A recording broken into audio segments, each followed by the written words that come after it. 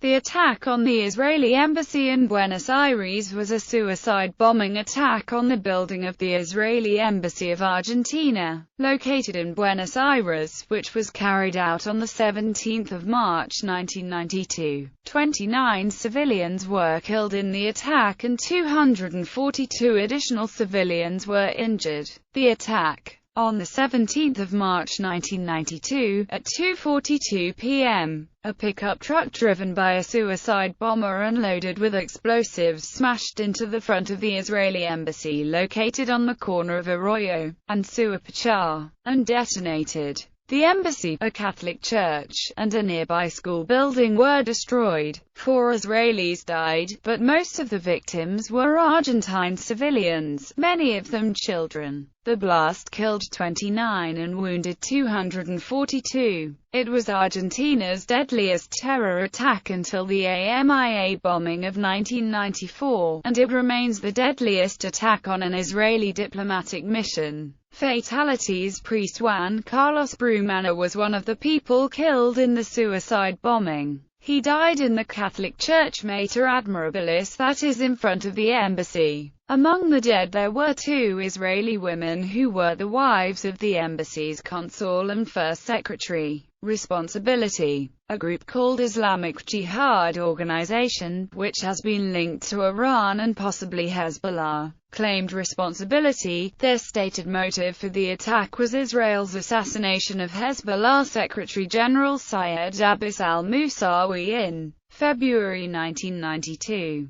Islamic Jihad also released surveillance footage they took of the embassy before the blast. After the bombing, Israel sent investigators to Argentina to search for clues. They learned that the bombers planned the attack in the tri-border area, where the borders of Argentina, Paraguay, and Brazil meet and which has a large Muslim population. Messages intercepted by the American National Security Agency revealed Iranian knowledge of the impending attack, as well as the complicity of Hezbollah operative Ahmed Mufnia. In fact, Mugniya was formally charged by Argentina with participating in the bombings of the Israeli embassy. In May 1998, Mesheng Rabbani was detained in Germany, and the Argentine government expelled 7 Iranian diplomats from the country, stating that it had convincing proof of Iranian involvement in the bombing. However, none of the suspects was prosecuted. In fact, the attack occurred when Iran and Argentina were hoping for a resumption of nuclear cooperation.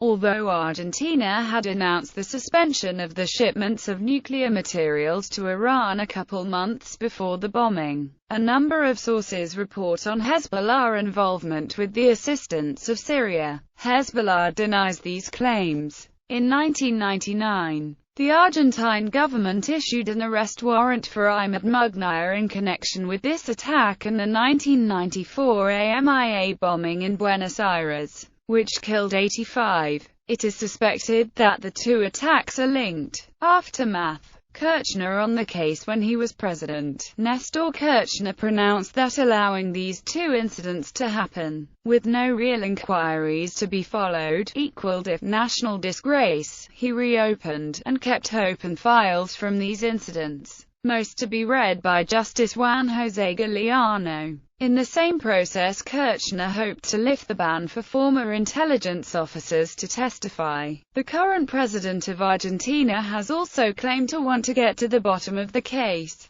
Commemoration. Today there is a memorial set up in place of where the building stood. In the memorial plaza stand 21 trees and 7 benches in memory of the victims. A plaque describing the event and listing the victims is located in the memorial in both Hebrew and Spanish. The memorial to the victims of the bombing. The memorial to the victims of the bombing